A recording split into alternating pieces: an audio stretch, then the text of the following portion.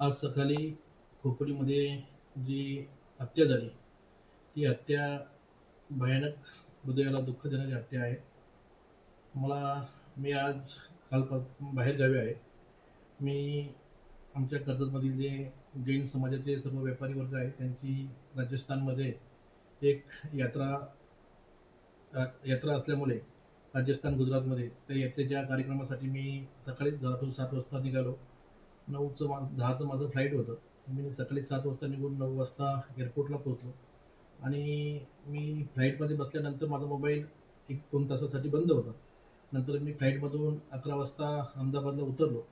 तेव्हा मला कळलं की अशी-अशी एक खोपोलीमध्ये घटना घडलेली आहे आणि ती घटना इतकी मनाला दुःख देणारी घटना आहे, तर त्या घटनेचा जितका आपण निषेध करू, तितका निषेध कमीच आहे. परंतु काही वेळानंतर मला हेही समजलं का जिथे ज्यांनी घटना केली, ती घटना खोपोली शहरामध्ये झाली.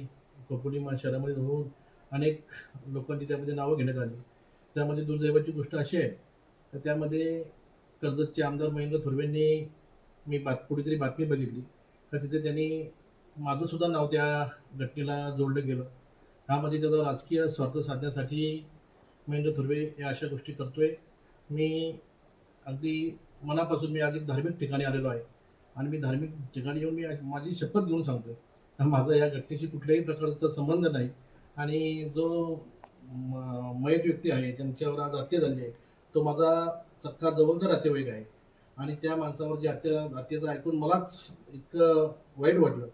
ती घटना बघून माझ्या मनाला एकदम दुःख झालेलं आहे आणि काही वेळानंतर समजलं का बाबा एफ-आय-आरमध्ये तुमचंसुद्धा नाव घेतलेलं आहे आणि महेंद्र थोरवे असतील, संकेत भासे असेल आणि त्यांचा भाऊ मनोहर थोरवे असेल, यांनी पोलीस स्टेशनला काहीतरी मोर्चे काढले आणि पोलिसांच्यावर दबाव टाकण्याचं काम केलं आणि माझं नाव आणि भरत भगत यांचं नाव घेण्यासाठी त्यांनी पोलिसांना कदाचित हे केलं असेल आणि मला मला कर्जत असेल रायगडच्या पोलीस प्रशासनावर विश्वास आहे.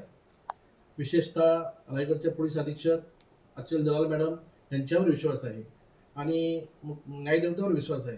मी असं कधीही चुकीचं असं घाणेरडं काम मी कधी करणार नाही आणि केलं असेल तर पोलिसांनी त्याची कठोर चौकशी करावी आणि जे कोणी आरोपी या गुन्ह्यामध्ये असतील त्यांच्यावर कठोर कारवाई झाली पाहिजे, ही सुद्धा माझी स्वतःची मागणी आहे आणि मी पोलीस प्रशासनाला सांगू इच्छितो, जेव्हा तुम्हाला तपासासाठी माझी गरज लागेल, तेव्हा मी आपल्या इथे हजर राहून आपल्या तपासाला मी स्वतः हजर राहीन आणि मी आपल्या समोर येण्याचं मी काम करीन.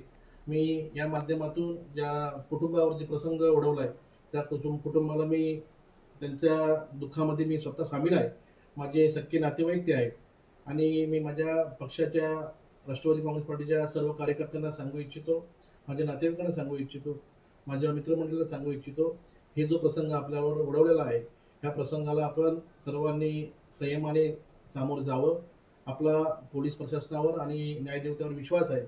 आपण आलेला प्रसंग नक्कीच त्याच्यावर आपण योग्य ते मार्ग काढू आणि पोलीस प्रशासन असेल आणि न्यायदेवता असेल, हे आपल्याला मदत करतील असा मला विश्वास आहे.